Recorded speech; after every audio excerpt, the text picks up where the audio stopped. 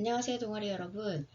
오늘은 여러분들이 이제 과제로 이제 논문을 발표하는 경우가 많이 있는 걸로 알고 있습니다. 이게 논문이라는 게 결국에는 학회지든 어디 논문이든 찾아서 그걸 정리해서 발표하는 과제가 많은 걸로 알고 있는데, 이 과정에 대해서 이제 어떤 부분이 중요하고 어떻게 이제 정리를 해야 될지 모르겠다라고 여러분들이 의견을 주셨어요. 그래서 원래는 이게 할 부분이 아니었는데 여러분들이 제안을 먼저 해주셨습니다.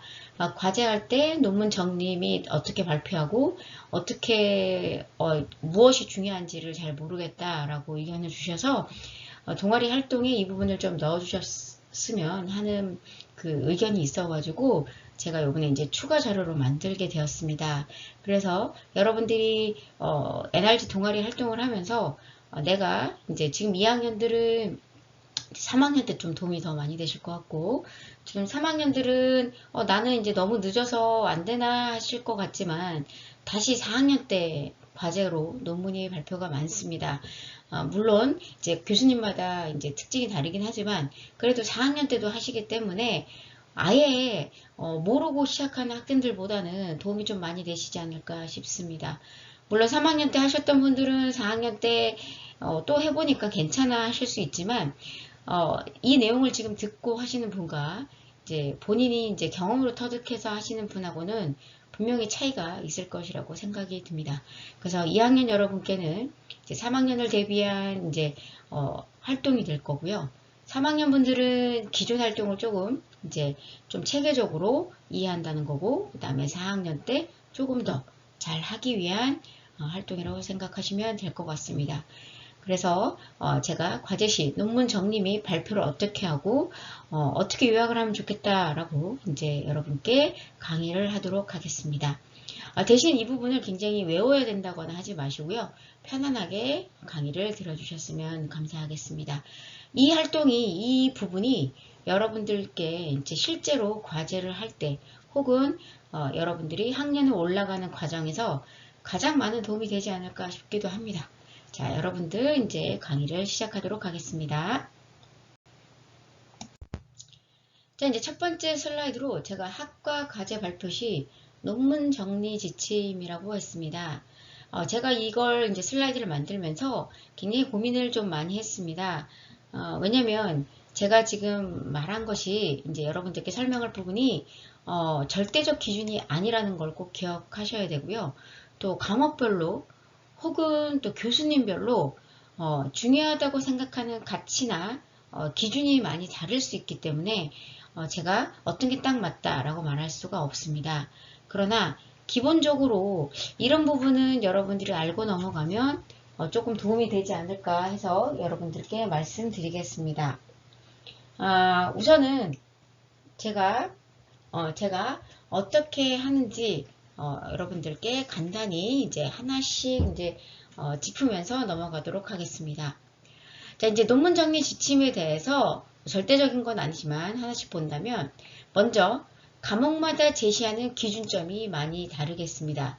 이 기준점이라는 건 어떤 분은 학생이 논문을 요약하고 그 부분에 대해서 학생의 의견을 더 많이 보시는 분이 있고 어떤 분은 논문을 얼마나 잘 이해하느냐 이 이제 기준점을 더 좋게 볼 수도 있죠.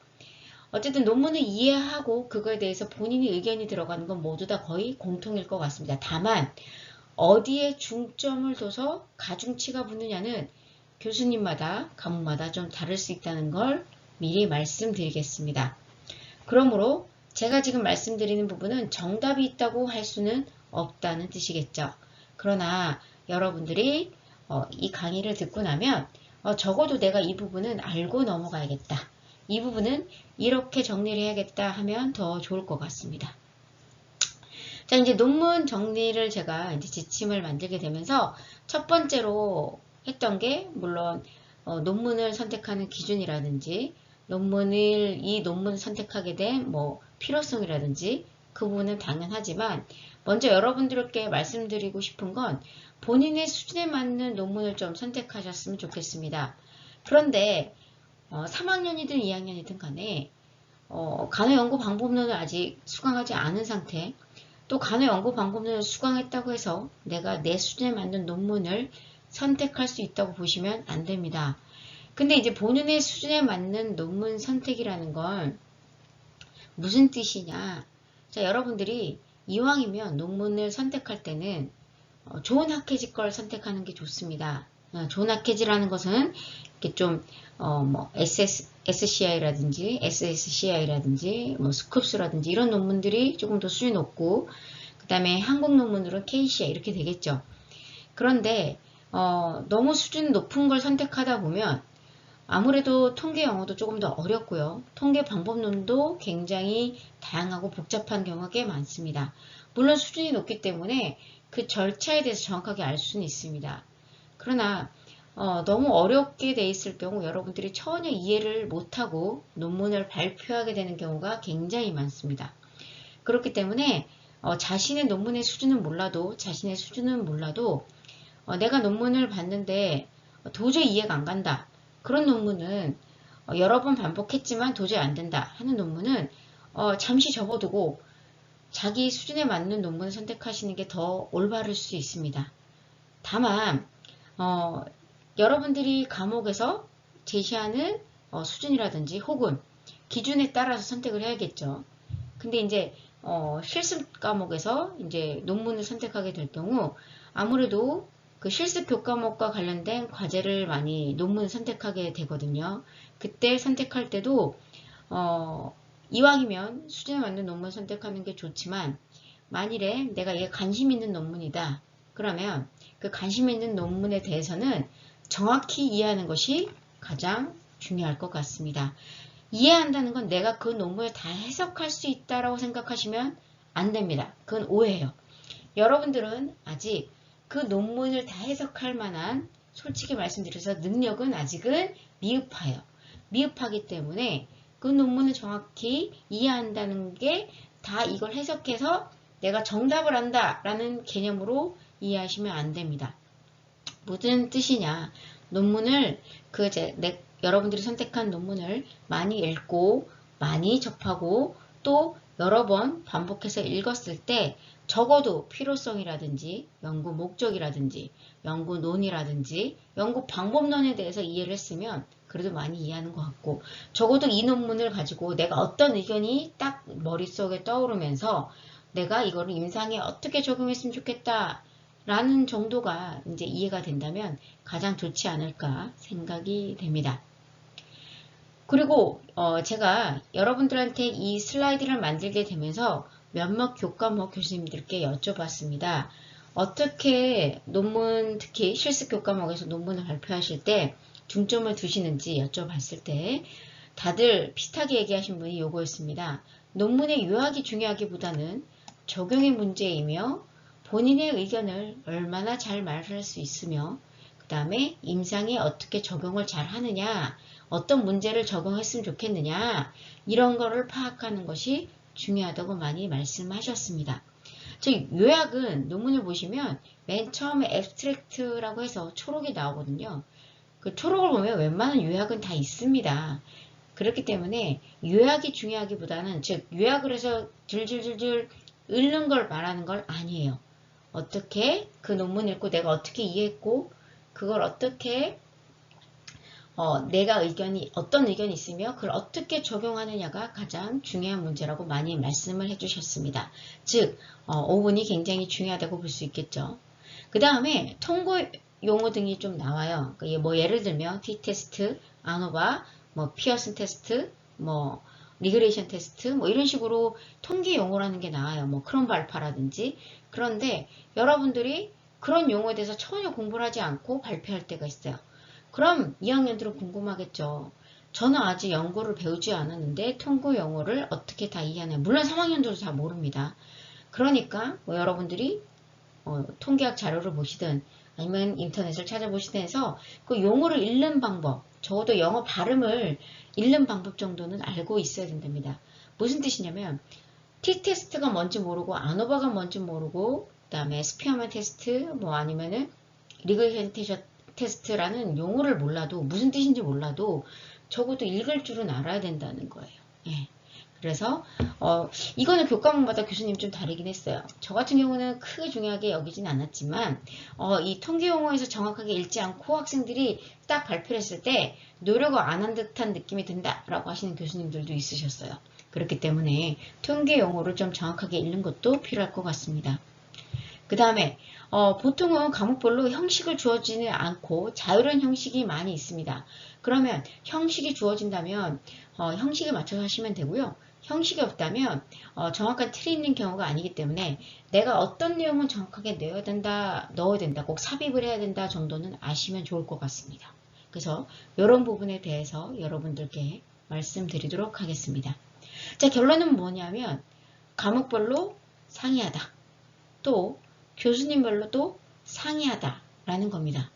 그렇기 때문에 절대적 기준이 아니지만 기본적으로 제가 이제부터 말씀드리는 부분에 대해서 이해를 한다면 그래도 너무 못하지는 않으실 것 같아요. 예, 그것만은 제가 여러분들께 이걸 잘 들으신다면 말씀드리지 있을 수 있을 것 같아요. 예, 그래서 계속 제 강의를 들어주시면 고맙겠습니다. 자, 그렇다면 이제부터는 제가 일부 교과목 교수님들께 여쭤봐서 이제 공통점만 모았습니다. 그래서 일부 교과목에서 논문을 발표할 때 학생들한테 어떤 부분을 중점에서 보시느냐라고 여쭤봤을 때 처음으로 많이 나왔던 부분이 요거였습니다. 내용을 파악하고 요약 발표하는지가 중요하다. 줄줄 읽는 것이 아니다 라고 강조를 해주셨습니다.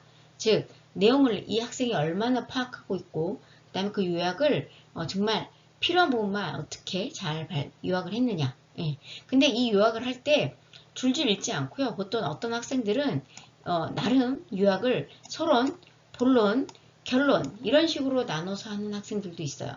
이 방법도 괜찮습니다. 예, 모든 글 안에는 무슨 뜻이냐. 서론 안에 서론, 본론, 결론, 그 다음에 본론 안에 서론, 본론, 결론, 결론 안에 서론, 본론, 결론 이런 식으로 글을 작성해 버릇하시면 글이 이상한 방향으로 가지 않거든요. 그래서 여러분들이 줄줄 읽는 것이 아니라 내용을 파악하고 요약 발표를 잘 하셔야 되겠습니다. 그 다음에 연구 방법론에 대해서 정확한 파악을 해야 된다. 즉 이게 실험 논문인지 설문지 연구인지 혹은 실험 논문인데 뭐 비동승성한 논문인지 아니면은 이 논문은 아니면 체계적 문헌 고찰 논문인지. 체계적 문헌 고찰이라는 건 한 주제에 대해서 여러 가지 논문들이 쓰여졌어요. 한 주제에 대해서. 그러면은 그 주제에 대해서 여러 가지 논문들을 다 종합을 해서 다시 조금 취합을 해서 체계적으로 발표하는 걸 체계적 논문이라고 하는데요. 여러분들이 논문을 발표하기에 SR이라고 해요. 체계적 문헌 고찰은. SR이나 혹은 메타 분석 이런 논문들이 있습니다. 이런 논문들은 솔직히 여러분들이 과제로 발표하기는 조금 어렵습니다. 그래서 보통 서술 논문이라든지 설문지 논문 혹은 실험 논문 이런 논문을 발표하시는 게 좋고요. 또한 석사 논문이나 박사 논문 등은 내용은 좋지만 내용이 너무 많기 때문에 여러분들이 다 요약을 해서 발표하기가 어렵습니다. 그래서 학회지에 나와 있는 논문을 선택을 하셔서 발표하시는 걸 강조드리고요. 보통은 간학 논문을 찾거나 혹은 내 주제가 굉장히 의학적인 부분이다. 그럼 의학적으로 해야겠죠. 근데 우리 과에서 우리가 국어국문학이라든지 사회과학이라든지 혹은 뭐 인문학이라든지 뭐 예술계라든지 이런 논문을 발표할 일은 없겠죠. 그러니까 그런 우리와 관련 있는 의학계 논문들을 잘 찾으셔서 하시는 게 좋고 석사나 박사 논문은 너무 길기 때문에 여러분들이 좀 발표하기에는 이제 내용을 요약하기가 어렵고 그 다음에 SR 같은 체계적 문헌 고찰이라든지 제목이 메타 분석 이렇게 나오는 제목들은 여러분들이 발표하기 조금 어려우실 수도 있어요. 이해하는 것 자체가 굉장히 어려울 수 있습니다. 그래서 그런 논문은 좀 피하는 게 좋지 않을까 싶지만 나는 SR 정도는 할 수도 있겠다. 왜냐면 SR 논문도 자꾸 읽다 보면 공통점이 나오거든요. 그런 논문을 하실 수도 있겠죠. 나랑 관련된 주제라면. 그 다음에 본인이 논문을 통해 알게 된 점, 본인이 발표하는 논문을 통해서 새로 알게 된 점이나 아니면 내가 이 논문을 통해서 내가 느낀 점 혹은 좀 아쉬운 점이라든지 혹은 좀 장점이라든지 이렇게 본인이 스스로 그러니까 논의에 나와 있는 거 말고 본인이 스스로 이 논문을 통해 알게 된 점. 그동안 이런 치료가 있는지 몰랐는데 이런 치료가 있다. 그리고 이런 게 중요한지 몰랐는데 이렇게 중요한 점이 있더라. 이렇게 하시는 게 좋을 것 같습니다. 그 다음에 보통은 이제 그 실습에서 여러분들이 논문 발표하게 될 경우 임상적용에 이 논문을 가지고 임상적용을 어떻게 할래? 라고 마지막에 많이 물어보십니다. 그럴 때 논문에 보면 논의에 거의 이런 게 적혀 있거든요. 근데 이런 논의에 적혀 있는 부분 말고 본인의 의견을 꼭 피력하시길 바랍니다. 무슨 뜻이냐면 교수님들이 여러분들이 논문을 요약해서 내잖아요. 그 부분만 절대 보지 않으세요. 원본도 꼭 많이 제출하시라고 하거든요. 아니면 논문을 원본을 제출하라고 안 하시는 분들도 학생들이 찾은 논문에 대해서는 보게 되어 있습니다. 보시고 나서 여러분들이 어떻게 요약을 했는지 중요한 부분을 제대로 캐치를 했는지 혹은 논의에 있는 부분을 그대로 베껴와서 읽는 건 아닌지 해서 다 보십니다. 그렇기 때문에 임상에 어떻게 적용했으면 좋겠다. 이 논문의 한계는 무엇이다. 뭐 이런 거 발표할 때 논의에 있는 적혀있는 부분 말고 본인의 의견을 잘 고민하셔서 논문을 읽어내려 가시면 좋을 것 같습니다. 그 다음에 이것도 아까 말씀드렸죠. 통계 방법을 정확하게 읽는다. 내가 이 통계를 정확하게 이해할 수는 없어요. 네, 여러분들이 통계 방법을 배우지도 않았는데 이해할 수 있다? 그건 없습니다. 다만 읽는 거라도 정확하게 읽으면 좋겠다라는 것입니다. 자, 앞에 부분도 이제 여러 과목 교수님들한테 여쭤봤을 때 나온 공통 부분이고요. 또 이 부분도 여러 교수님한테 여쭤봤을 때 나온 공통 부분입니다. 자, 논문에 보통 이런 순서로 하는 교과목이 꽤 많았습니다. 논문의 선택 이유를 먼저 쓰시고 그 다음에 논문의 요약 및 해석을 하시고 그 다음에 논문 임상에 어떻게 적용하실 거며 이 논문에 대한 평가라는 게 결국엔 의견일 수 있겠죠. 평가를 내리는 식으로 많이 하게 됩니다. 물론 여러분들이 실습뿐만 아니라 실습 교과목 아니라 일반적인 교과목에서 논문을 요약해서 발표하라고 할 때도 이런 식으로 논문을 왜 선택했는지 그 다음에 논문을 요약하고 해석을 하고 그 다음에 이 논문을 가지고 어떻게 임상에 적용할 수 있는지 혹은 어떻게 일상생활 혹은 학생들 아니면 대상자한테 적용할 수 있는지 따르게 적용할 수 있는지 혹은 이 논문에 대한 평가를 하는 식으로 서술을 하신다면 적어도 기본 이상은 되시지 않을까 싶습니다. 그 다음에 내용을 파악하고 요약 발표하는지 이건 비슷하죠. 앞이랑. 그 다음에 논문의 키워드 정도는 꼭 이야기를 하고 그 다음에 연도와 학회지 등도 말했으면 좋겠다라는 부분도 있었습니다. 그 다음에 논문을 통해서 알게 된 점. 본인이 아까랑 비슷하죠. 논문을 통해서 알게 된 점.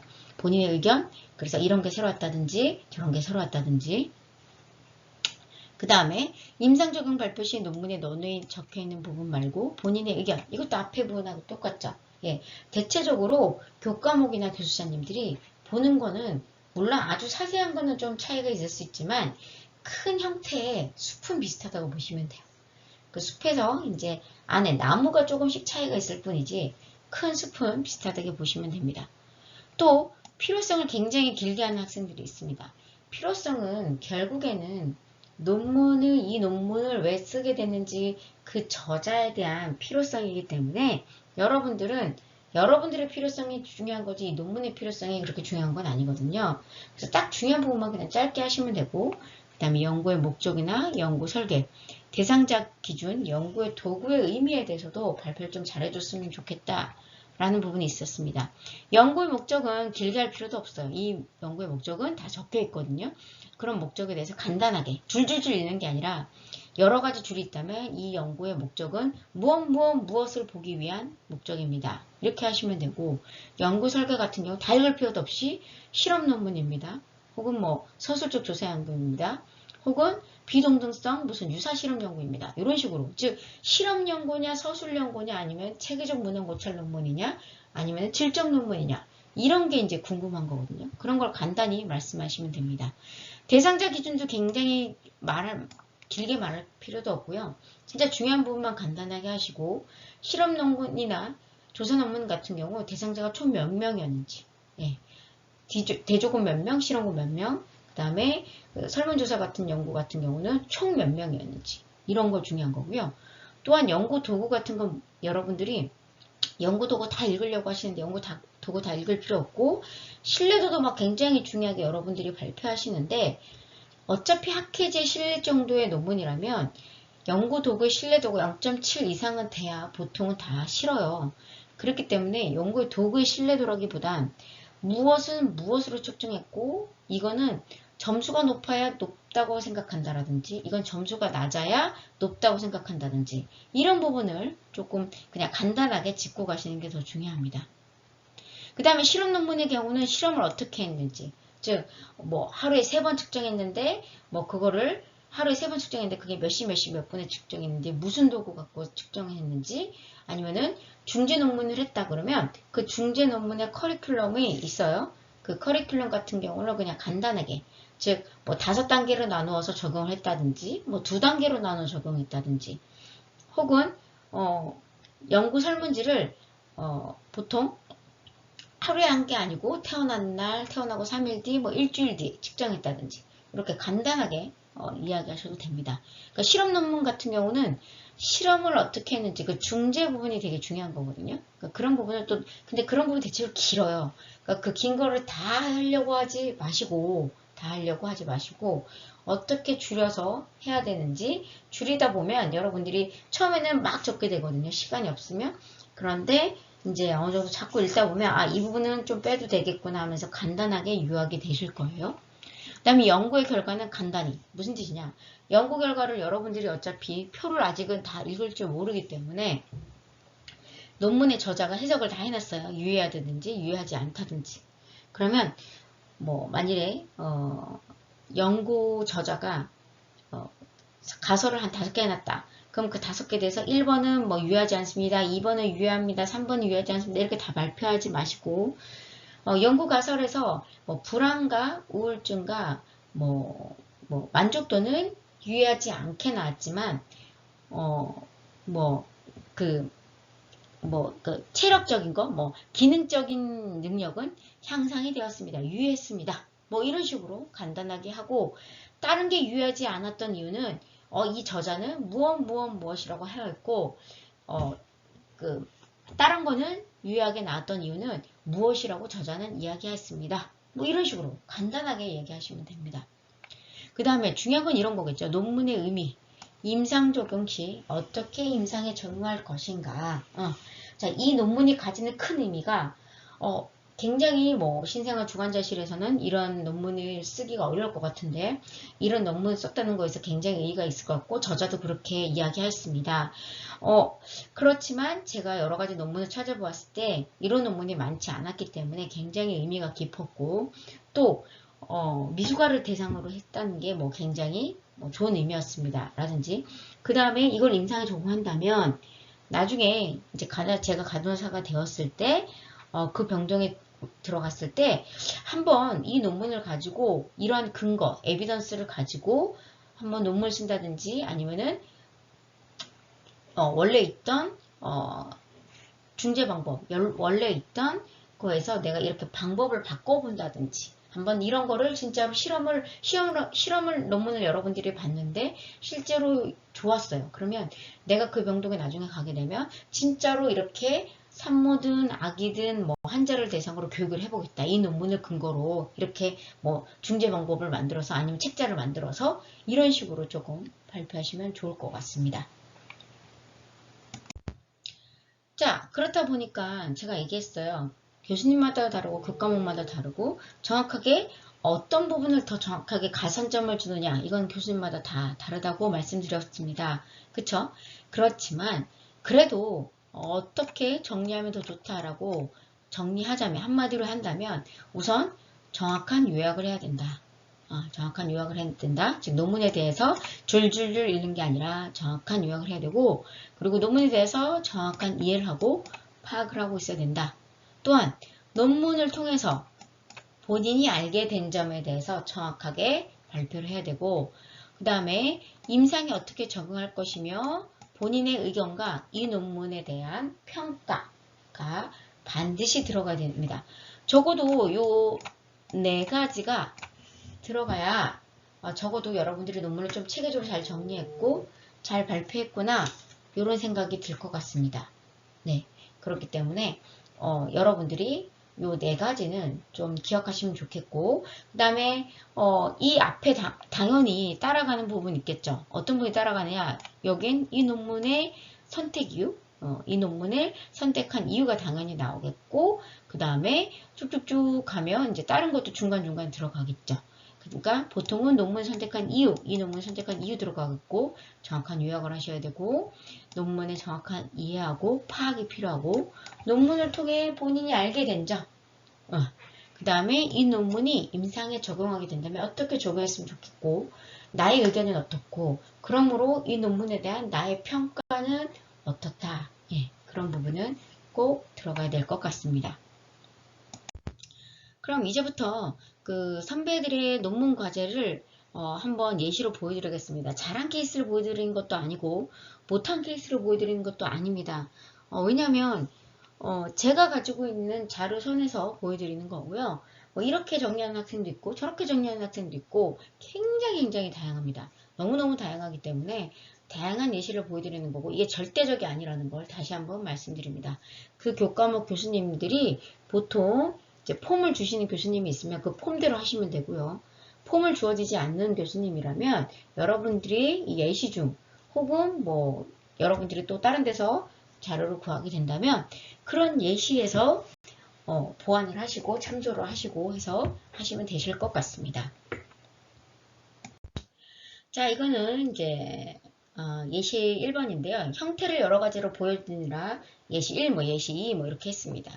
자, 이 학생의 같은 경우는 내용보다는 사람이 글을 읽고 싶게끔 만드는 글솜씨가 있었어요. 그러니까 뭐라고 할까? 약간 좀 깔끔함이 있었어요. 그래서 이런 학생도 있고 저런 학생도 있고 한번 보시면 앞에 이렇게 좀 이제 내가 뭘 할 거다, 주날 리뷰를 할 거다라고 썼고 논문명을 이제 여기다가 이렇게 앞에다 써줬죠. 그리고 학술지 명과 권과 호, 페이지 넘버까지 써줬고요. 저자로도 이렇게 써줬습니다. 그 다음에 보통 몇 년도 논문이고 이제 라는 걸 해줬고 DOI라는 게 뭐냐면 그 논문에 딸려있는 ID 넘버 같은 거라고 생각하시면 돼요. 그래서 이 DOI만 있으시면 여러분들이 이 DOI를 가지고 뭐 검색어에다가 그냥 붙이기만 해도 그 논문이 조회가 전혀 다른 게 조회되는 게 아니라 딱 이 논문만 조회되거든요. 그런 식으로 물론 유사 논문도 조회는 되겠지만 이 논문에 딸린 ID 넘버로 생각하시면 돼요. 그래서 DOI만 알면 솔직히 거의 다 검색은 가능하거든요. 그리고 이 학생이 이제 이렇게 표를 만들었어요. 그래서 실습 교과목은 뭐였고, 담당 교수님은 누구였고, 뭐 현장 지도자는 누구다, 뭐 이렇게 적었는데 이것까지 안 적으셔도 되고요. 실습 기간은 어디였고, 실습 부서는 어디였고, 실습 기간 언제였다 이렇게 써주셨어요. 그 다음에 이렇게 목차도 만드셨어요. 이렇게 목차 안 만든 학생 굉장히 많습니다. 근데 이 학생 목차를 만드셨어요. 그래서 논문 선정 이유 첫 번째, 두 번째 논문을 요약하겠다. 그 다음에 논문의 적응과 평가 순으로 하겠다라고 표지를 좀 깔끔하게 만들어준 스타일입니다. 예.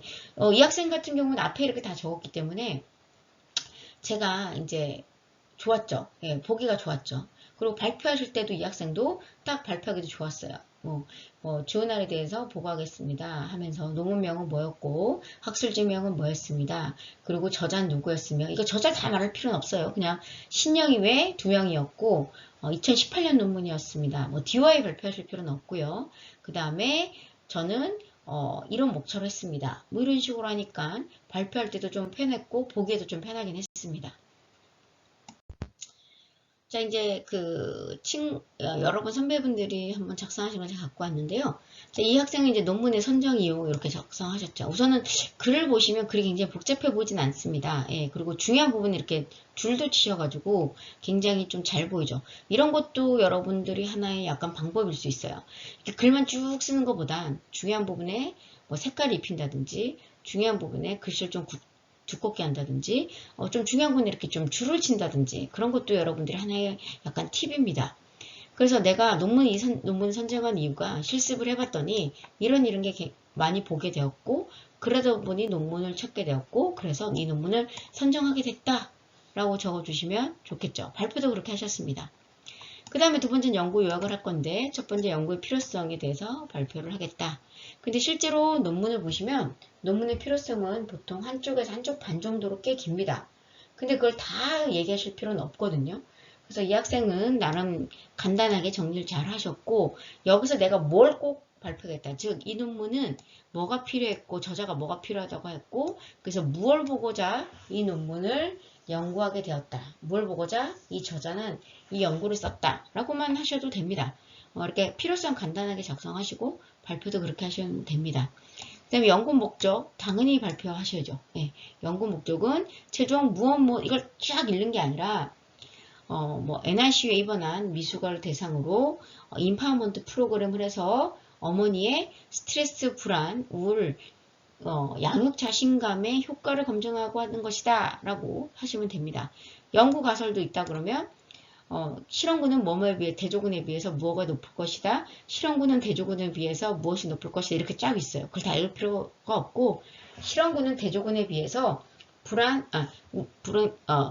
스트레스, 우울은 낮을 것이며 양육 자신감은 높을 것이다 라고 세웠습니다. 라고 간단하게 넘어가셔도 됩니다. 자, 이거는 이제 쭉 여기서 이제 제가 생략을 했고요. 이거는 보통 이 논문에 대해서 학생이 마지막에 이제 결론을 낸 거예요.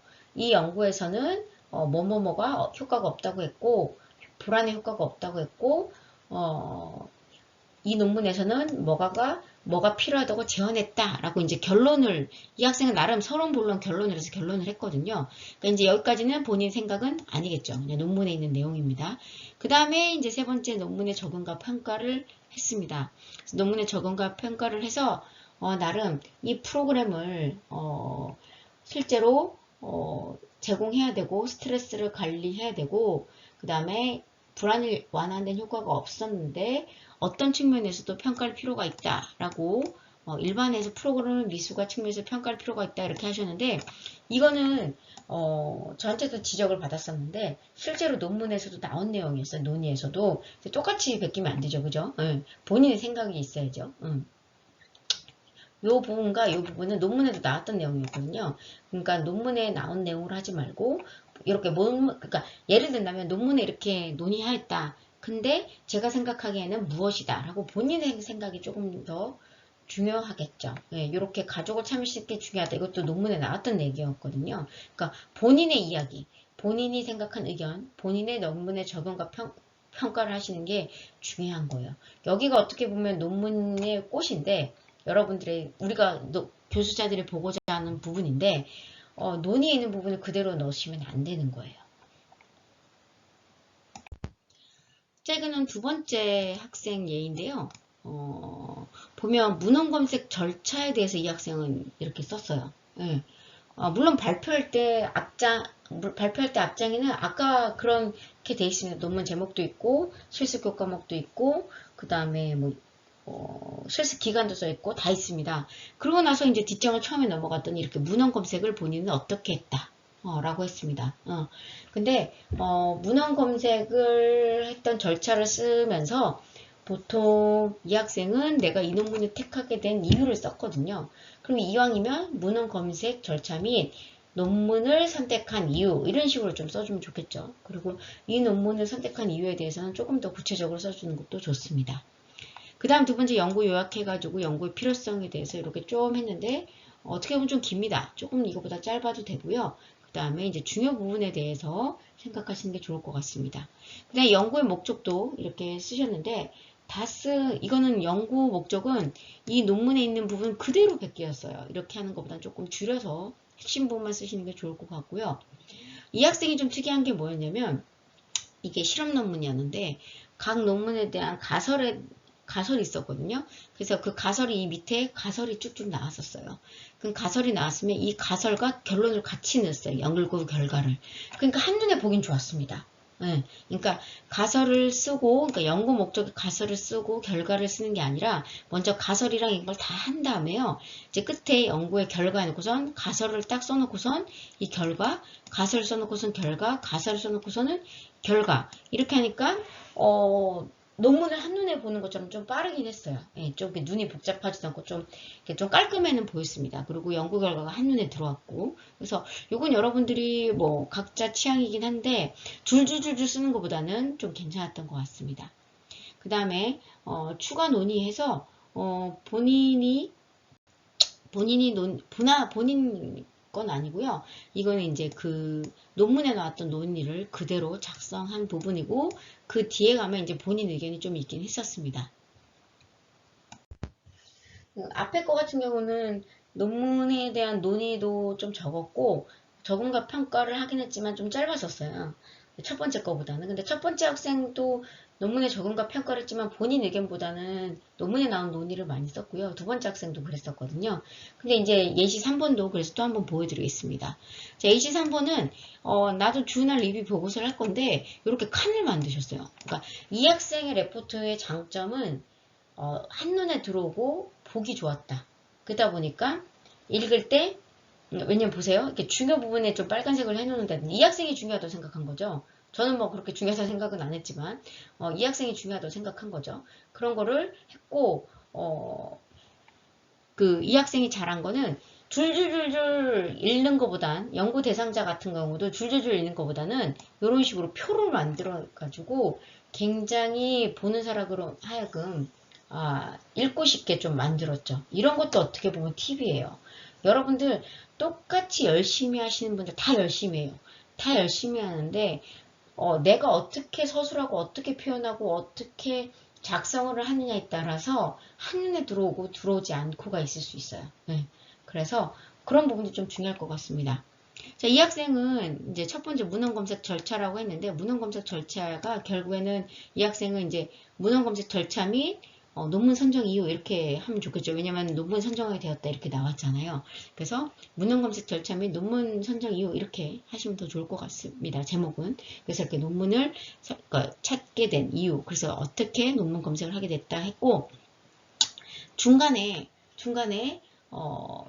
제가 중간 걸 막 잘랐는데 두 번째 해가지고 막 많이 있었습니다. 많이 있었는데 그걸 다 표로 했었어요. 이 학생은. 그래서 그 표 중에 하나 한 것도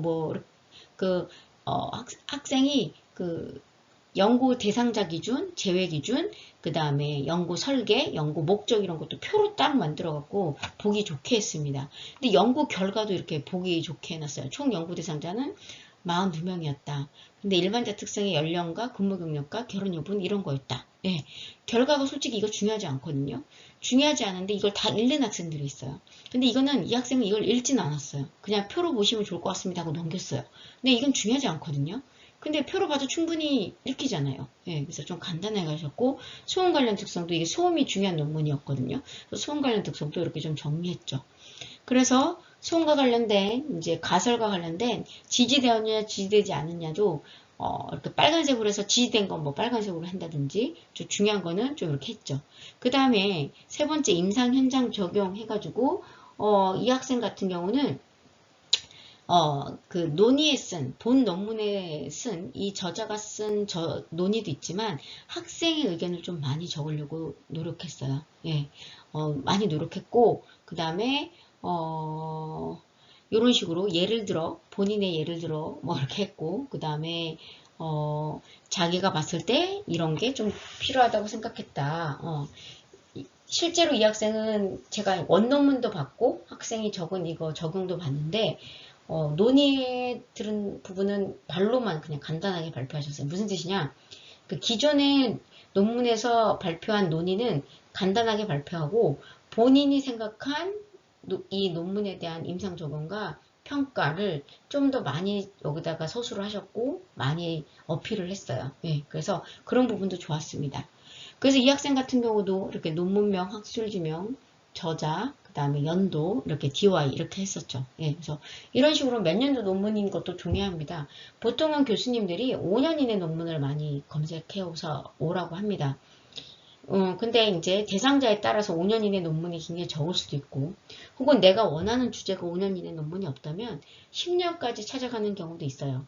그럼 10년짜리를 찾게 된다 그러면 잘 이야기하겠죠. 교수님께 뭐 내가 관심 있는 논문이라든지 이런 식으로 그렇게 얘기하시면 됩니다. 그렇지만 이왕이면 뭐 5년 이내 논문이 더 좋겠죠.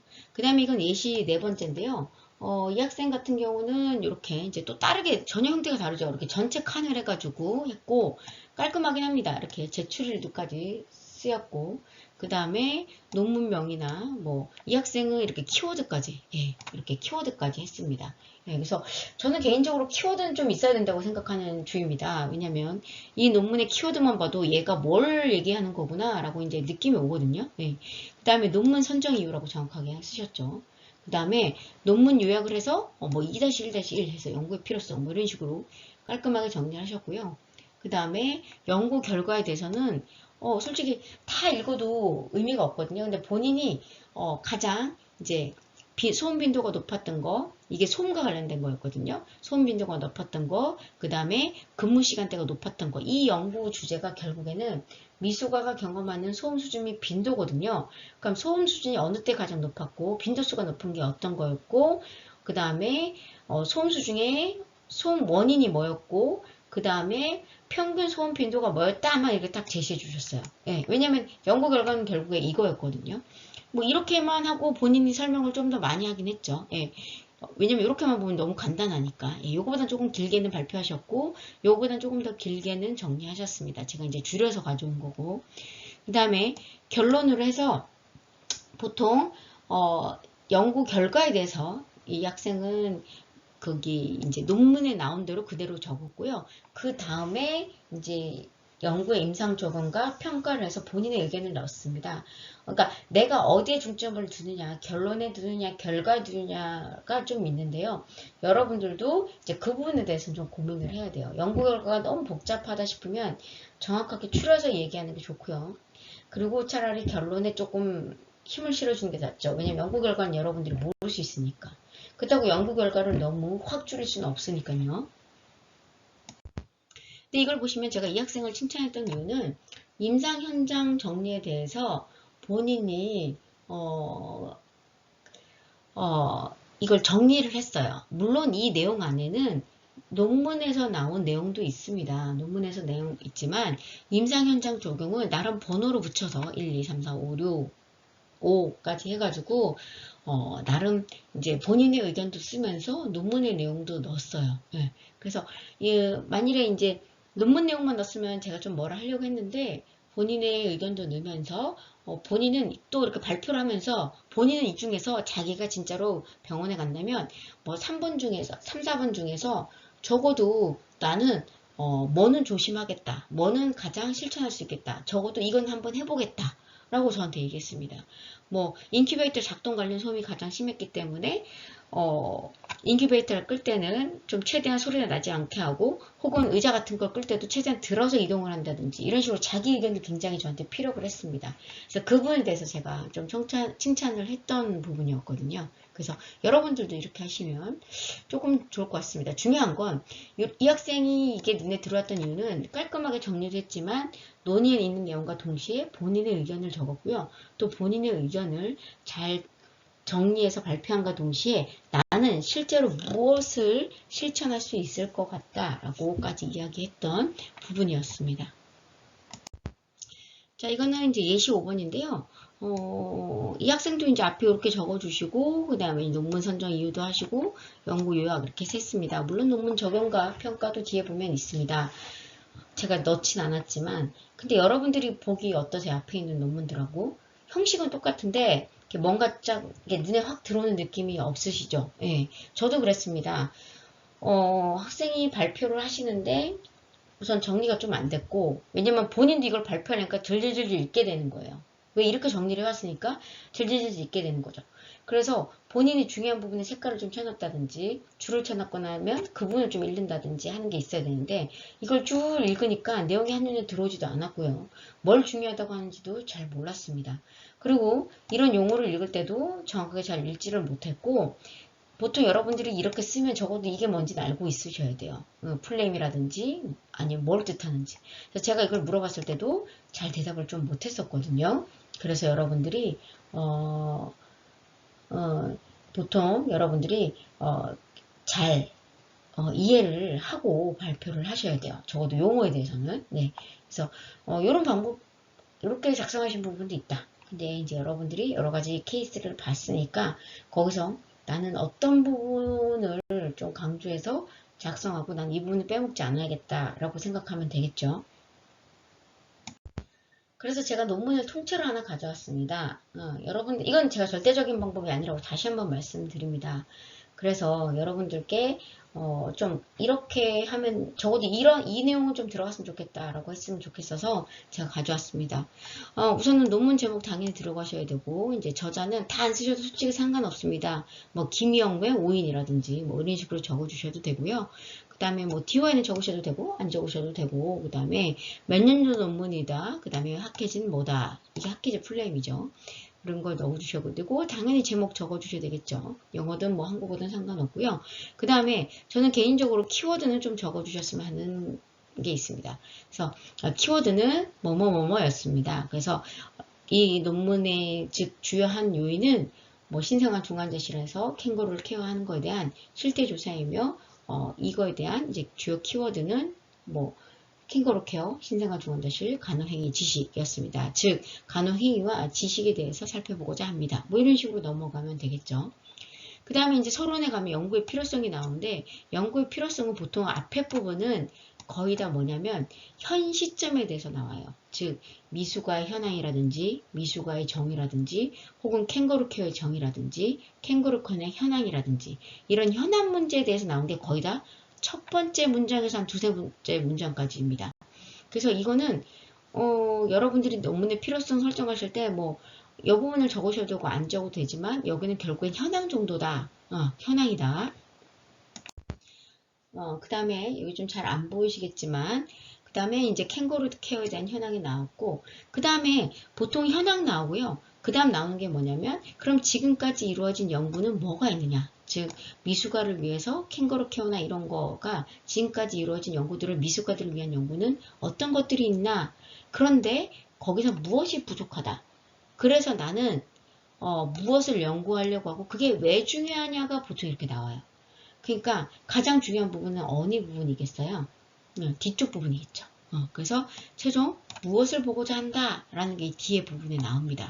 그러니까 연구 필요성 할 땐 앞부분은 조금 건드려주고 이 뒷부분을 기존 연구는 뭐뭐뭐가 있었다. 이런 건 여러분들이 발표하실 때 발표할 필요는 없을 것 같아요. 이 저자는 이 연구를 하게 됐을 때 현재 미숙아 현황과 캥거루 현황은 어떤데 무엇이 부족하기 때문에 무엇을 보고자 연구를 했다. 이렇게 마셔도 충분할 것 같습니다. 그 다음에 연구의 목적은 여기 앞에서 있었잖아요. 앞에서 있었으니까 그냥 캥거루 케어의 실태 조사를 하기 위한 것이며 목적은 이와 같은데 다 읽을 필요 없고 그냥 이렇게 뭐 캥거루 케어 간호 행위, 캥거루 케어 장애 요인, 그 다음에 지식과 신념, 그 다음에 상관관계를 분석하려고 하는 연구입니다. 이렇게 하면 되실 것 같습니다. 그 다음에 연구 방법에서는 연구 설계 제가 꼭 얘기하랬죠. 즉 서술적 조사 연구인지 아니면 실험 논문인지 뭐 앞에 안 읽어도 그만입니다. 앞에 안 읽어도 그만이죠. 그러니까 어떤 논문, 왜냐면 목적을 여기다 얘기했으니까 여기서 목적을 또 얘기할 필요는 없어요. 즉 어떤 연구 형태인지 쓰시면 됩니다. 연구 대상자는 이거 쭈르륵 다 읽을 거예요? 아니죠. 예, 다 읽을 거 아니고 보통 뭐 263명을 대상자로 설문지를 뿌렸고 그 다음에 지파워를 대상자, 이거 지파워 다 읽으실 필요 없습니다. 지파워로 대상자 수를 뽑아내었고 여긴 좀 잘렸지만 최종 몇 명을 여기 있다. 최종 214명을 연구 대상자로 표본으로 선정되었다라는 거는 214명을 대상자로 선정해서 했다는 뜻이거든요. 그렇게 하시면 됩니다. 예. 예. 지파워라는 거는 연구 대상자를 뽑기 위한 그냥 하나의 방법론일 뿐이에요. 그래서 여러분들이 지파워를 뭐 알고 발표를 하든 모르고 발표를 하든 여러분들한테 지파워 물어보실 건 아닌데 또 물어보실 수 있는 교수님들이 있을 수 있으니까 지파워라는 거는 연구 대상자를 뽑기 위한 하나의 방법론이고요.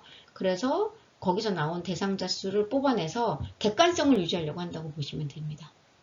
그 다음에 자료 수집 방법에서 중요한 건 어느 병원에서 했다 뭐 이런 거보다 뭐 5개 병원이면 5개 병원 이렇게 하면 되고 이거는 IRB라는 그 연구심사위원회 승인이거든요. 이런 거 중요한 게 아니라 그냥 2010 몇 년도부터 해서 몇 년도 몇 월부터 해서 몇 년도 몇 월까지 해서 얼마 정도가 걸렸다. 이런 게 중요하고요. 뭐 여기 보시면 연구는 3년 동안 보고나고 삭제할 거면 명시했다. 이런 건 모든 논문에 다 있어요. 그러니까 이런 건 안 쓰셔도 되고 이제 개월수 언제부터 언제까지 했느냐 이런 게 중요하겠죠. 이제 연구도구에서는 이 사람이 이렇게 연구도구를 발표하실 때도 어떻게 하냐면 이 연구는 캥거루 케어 간호행위와 장애 요인과 신념을 측정하고자 한 논문이라서 이 측정을 한 연구도구에 대해서 발표하겠습니다. 캥거루 케어 간호행위는 다 뭐 읽으실 필요 없고 만일에 캥거루 간호행위는 보통 그 영역이 없어서 이 연구자가 만들었고 그럴 내용 타당도를 걸쳐서 단문에 아니요 뭐 경험한다로 설정하였습니다. 만일에 장애 요인 같은 경우는 KCQ라는 거를 가지고 측정하였고 점수가 높을수록 케어하는 인지 정도가 높음을 의미합니다. 이렇게 넘어가시면 돼요. 여기 신뢰도 같은 거 다 있고 뭐 허락을 받았다 이런 거 돼 있는데 중요하죠. 당연히 중요하죠. 허락을 받아야 쓸 수 있는 거고 신뢰도 높은 도구만 쓸 수 있으니까. 근데 이런 게 중요한 게 아니라 이 장애 요인은 어떤 도구로 측정했고 이 도구에서 점수가 높은 게 뭘 의미하느냐. 그리고 얘는 뭘 측정한 논문이냐. 장애 요인은 앵글러가 개발한 도구를 이 벤과 정이 사용한 도구를 조사했고 여기서 나온 점수가 높을수록 캥거루 케어에 대해서 인지하고 있는 정도가 장애 정도가 높음을 의미합니다. 이렇게 하시면 됩니다. 그 다음에 간호사의 지식과 신념도 앵글러가 개발한 것을 가지고 박 등이 번역한 도구를 사용하고 이 연구에서는 점수가 높을수록 관련 지식의 높음을 의미합니다. 이렇게 하시면 됩니다. 네.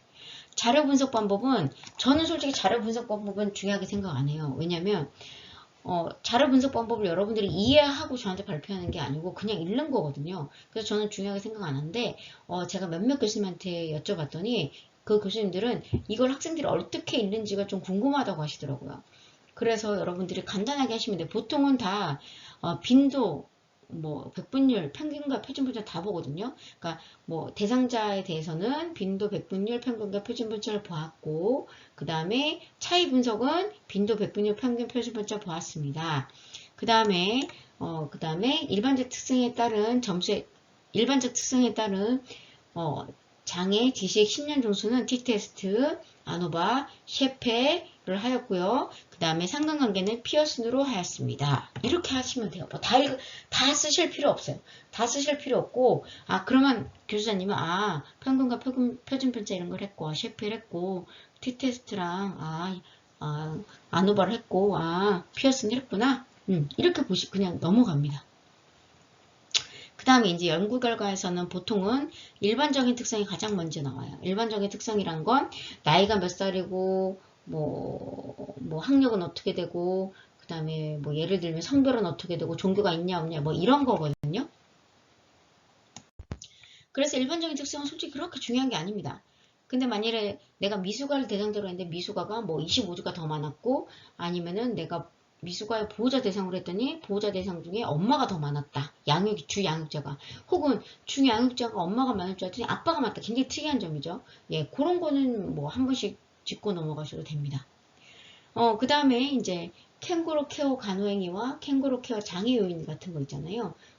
이런 거에서는 뭐 어떤 게 가장 높은 점수를 얻었고 어떤 게 가장 높은 점수를 얻었다. 그 다음에 캥거루 케어에 대한 간호의 지식과 신념은 무엇이 가장 높았고 무엇이 가장 낮았다. 이 정도만 하셔도 크게 상관이 없을 것 같습니다. 여러분들이 내용을 잘 이해하고만 있다면요. 네. 제가 연구 결과는 왜 어떻게 정리하라 말을 안 하냐면 연구 결과는 제가 아까 예시를 여러 가지로 보여드렸잖아요.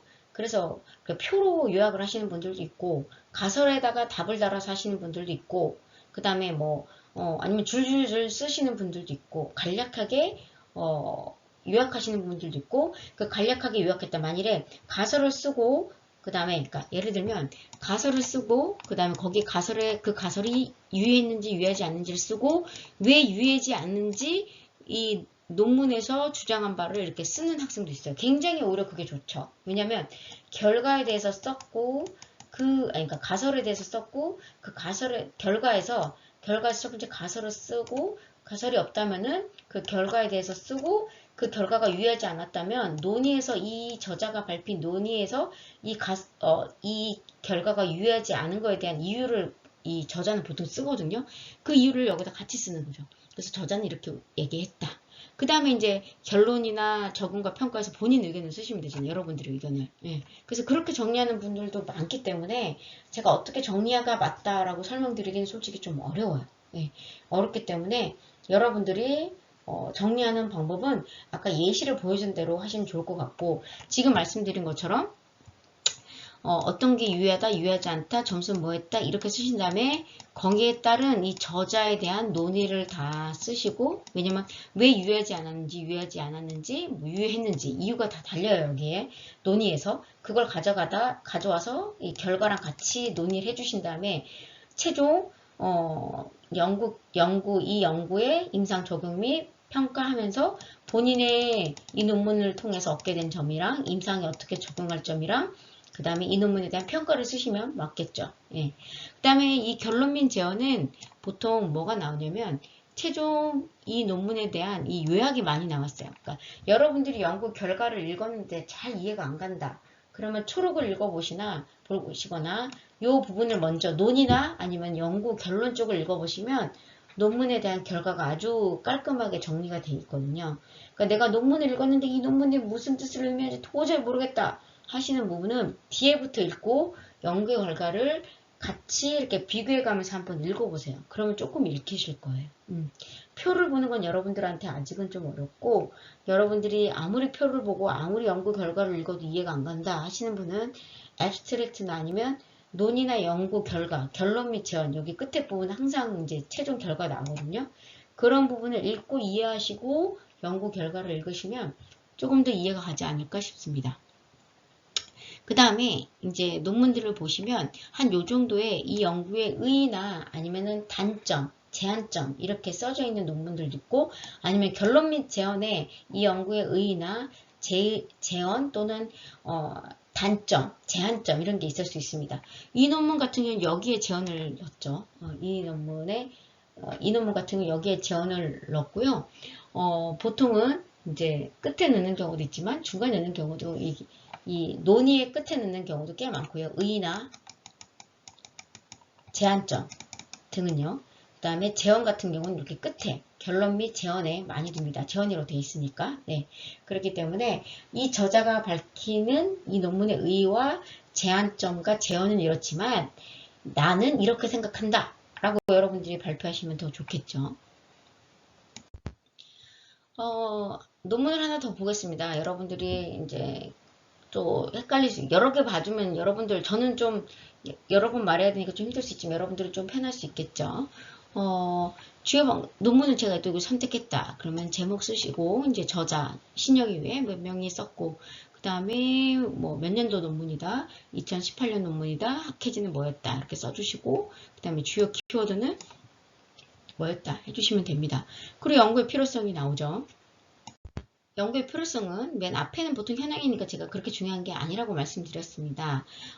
이 논문에선 지금까지 이랬고 최종 나는 무엇을 보기 지금 현황은 이런데 나는 최종 무엇을 보기 위한 거고 지금은 현재 이런 논문밖에 없다. 그러니까 뭐 여기는 쭉 써서 중재의 중요성을 보여주고 있다 뭐 이렇게 했거든요. 즉 중재 논문이 미숙아한테 중요했다. 그래서 미숙아의 부모한테 중요했다. 그래서 나는 최종으로 이걸 보겠다라는 거거든요. 그러니까 여기가 이제 제일 포커스겠죠. 예. 그러니까 간단하게 앞에 한두 줄 써주시고 그냥 포커스를 읽어주시면 될 것 같고요. 연구 목적은 최종은 뭐 스트레스와 보완, 인파워먼트 프로그램이 이건 중재 논문이겠죠. 이 프로그램이 미숙아의 어머니의 스트레스, 불안, 우울에 미치는 정도로 보고자 한다. 그쵸? 효과를 보고자 한다.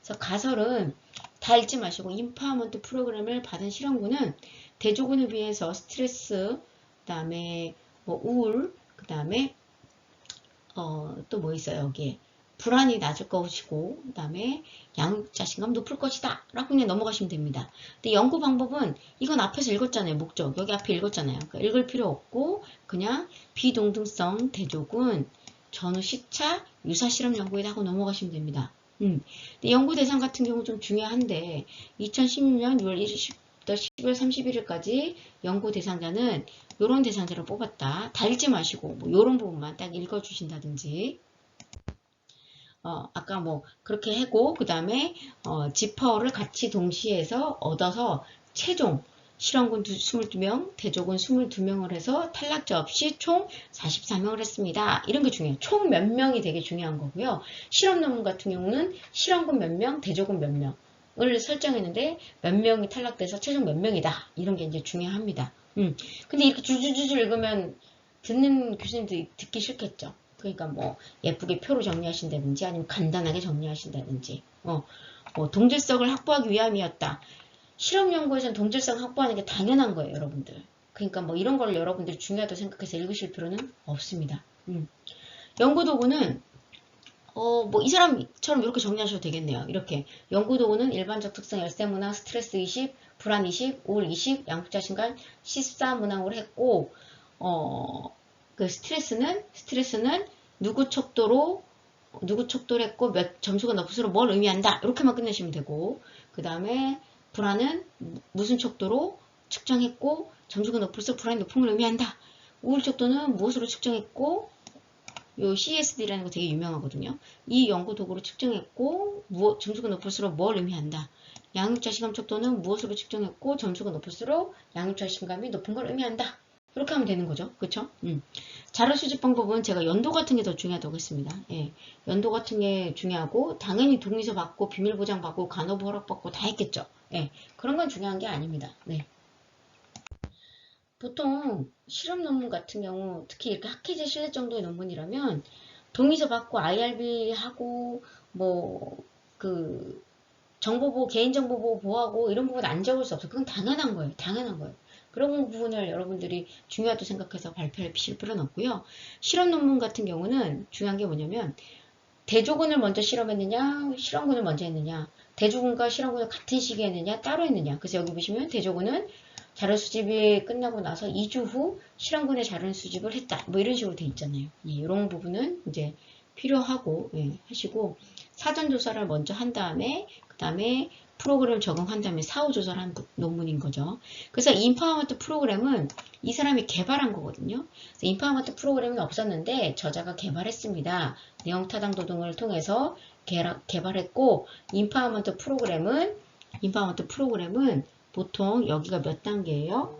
지금 7단계죠. 예, 7단계에 걸쳐서 이 토픽을 결정하여서 메서드를 적용해 이 메서드 다 읽을 필요 없고요. 메서드를 적용해서 하였습니다. 뭐 이렇게 하셔도 됩니다. 왜냐면 중요한 건 중재 논문이 없었고 인파워먼트 프로그램이 없었는데 이 저자가 만들었고 이 저자가 만들어서 보통 1차 중재는 보통 NIC 위반 1이라고 3일 정도에 했다. 예. 뭐 그래서 교육자를 줬다. 그리고 커리큘럼은 7가지였고 토픽은 그 주제에 맞게끔 어떤 주제였느냐. 이 주제죠. 요 주제. 예. 어머니를 위한 심리적 돌봄, 미숙아 이해, 미숙아 일상적 돌보기, 응급상황 대처, 지적 돌봄, 정보 제공과 실습을 통한 어머니의 적극적 참여 유도, 스스로 문제 해결을 토픽을 기준으로 7단계로 나누어서 프로그램을 만들었습니다 하면 끝나는 거예요. 예. 그래서 그 1차 중재는 이번 안지 131 했습니다 하면 돼요. 굳이 이런 거 다 안 읽으셔도 돼요. 왜냐면 교수자님은 그래 중재 논문 며칠째 했지 131째 했대. 어떤 토픽을 기준으로 이 토픽을 기준으로 7가지를 가지고 메서드는 뭐 소책자를 주기도 하고 질문도 하기도 하고 뭐 표본을 보여주기도 하고 뭐 상담도 했습니다 하고 끝나면 그렇게 끝내시면 됩니다. 자, 여기 보시면 이제 그 인파워먼트 프로그램에 대해서 나왔는데 이거 여러분들 다 내용 발표하면 그 시간 내에 못 끝냅니다. 그러니까 뭐 그렇게 하는 거예요. 자, 중재 논문은 인파워먼트 프로그램 너무 내용이 길어서 다 말씀 못 드리고 프로그램은 프로그램이 없어서 저자가 만들었고 그 다음에 어떤 내용으로 7가지에 걸쳐서 상담 및 소책자, 뭐 시범 등을 보이는 걸로 미숙아가 입원한 지 1에서 3일째 누가 시행하였습니다. 이렇게 하시면 됩니다. 그 다음에 사후조사 같은 경우는 한 번만 했으면 1, 3일째 한 번만 했습니다 하면 되는데 이 논문 같은 경우는 3번을 측정했거든요. 언제 이렇게 3번 측정했거든요.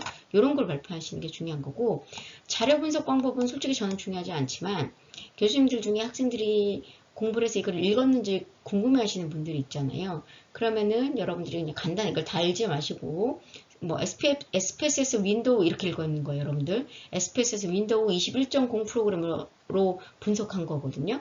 근데 이것도 학생들이 발표할 줄 몰라서 SPSS WIN 이렇게 하시면 안 돼요. SPSS 윈도우 21.0 프로그램이에요. 예. 그래서 뭐 이렇게 읽으시면 되고, 뭐 간단하게 인과학적 특성 및 동질성은 기술 통계와 카이 테스트, 티 테스트, 정규성 검증을 위해선 셔피르로 윌크 테스트, 그 다음에 가설 검증을 위해서는 티 테스트와 반복 측정, 분산 분석을 했습니다. 이렇게 넘어가시면 돼요. 그리고 대상자 일반적 특성과 동질성 검증은 보통 어떤 실험 논문이 있으면 그 실험을 하기 전에 이 실험군과 대조군이 동질해야지만, 그 특성상 일반적 특성이 동질해야지만 이 얘네의 차이 때문에, 실험군과 대조군의 일반적 특성의 차이 때문에 나타난 연구 결과의 차이가 아니라 내가 내 중재 논문 임파먼트 프로그램이 좋았기 때문에 이렇게 좋은 결과가 나왔다가 나야 되거든요. 그래서 대체적으로 동질성 검증은 차이가 없어야 돼요. 유한 차이가 없어야 되거든요. 그래서 유한 차이가 없어 동질한 거잖아요. 이런 거 굳이 얘기할 필요 없습니다. 일반적 특성은 동질했고 종속 변수도 동질해야 되잖아요. 왜냐면 실험을 하기 전이니까. 대상자의 종속 변수에 대한 동질성도 동질했습니다. 그냥 이렇게 넘어가시면 됩니다. 그 다음에 연구 결과는 제가 여러분들이 이제 해석하는 순서나 정리하는 스타일이 너무 다르기 때문에 여러분들이 하시라고 했어요. 근데 이제 이런 실험 논문 같은 경우는 가설을 써주고, 그 다음에 연구 결과가 그래서 지지되는지 지지되지 않는지 써주고, 왜 지지되지 않았는지 논의를 읽어보면 나온다고 그랬어요. 그 부분 간단하게 정리해주면 좋겠죠. 그리고 내 의견을 꼭 이때 얘기하시든 아니면 임상 적용 및 평가할 때 내 의견을 쓰시든, 그거는 꼭 필요한데, 결과에서 늘지 아니면은 그건 뒤에 늘지 여러분들이 생각하시면 좋을 것 같아요. 그러나 내 의견과 임상 적용의 평가와 논문에 대한 평가는 꼭 들어가야 된다라는 겁니다. 그래서 결론을 읽어보시면 보통 결론에 이렇게 제언이 나와 있다. 그래서 연구 저자의 제언은 이렇게 했고, 그리고 여러분들이 논문을 읽을 때 뭔 소리인지 모르겠다. 그럼 결론을 먼저 읽어보시고 연구 결과를 읽어 나가셔도 된다고 했어요. 그래서 제언은 보통 이렇게 뒤에 있고, 그 다음에 보통 논문 저자가 제한점이라든지 혹은 이 연구의 의의라든지 이런 거는 보통 이렇게 논의 끄트머리에 보통 있다라고 보시면 되고, 이거는 이 저자가 이 신영이 등 이 저자들이 주장하는 거고 여러분들의 주장도 꼭 필요하다라고 말씀드립니다. 자, 여기까지 다 했는데요. 스타일도 다 다르기 때문에 제가 뭐 어떻게 말씀드리긴 정확하기 어렵지만 중요한 부분을 몇 개 꼭 해줬습니다. 논문의 선정 이유는 꼭 적어주셔야 되고, 그 다음에 몇 년도 논문이고, 논문의 제목, 그 다음에 키워드라든지, 그 다음에 어떤 학회지의 논문이었다든지, 저자는 누구누구, 저자, 그런 게 이제 필요하다고 말씀드렸어요. 그 다음에 연구 용어 파악하는 게 필요하고, 내용을 이해하고 꼭 파악하는 게 꼭 필요합니다. 그 다음에 논문의 임상 적용 및 평가, 그 다음에 본인이 논문을 통해서 알게 된 점 굉장히 중요하죠.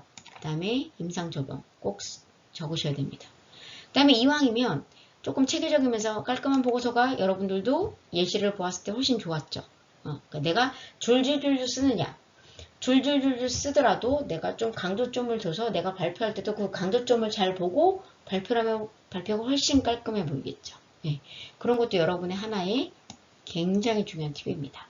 그 다음에 교수자의 의도를 파악하는 것도 좋아요. 보통 교수님들이 어떻게 하라는지 방법론을 제시해 주십니다.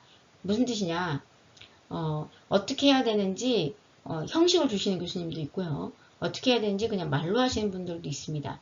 그러면 적어도 이 교수님이 의도하는 바가 뭔지를 파악하셔야 돼요. 예를 든다면 저 같은 경우는 논문을 선정한 배경을 쓰라고 하고요. 이유 쓰라고 하고, 그 다음에 논문의 요약을 하라고 합니다.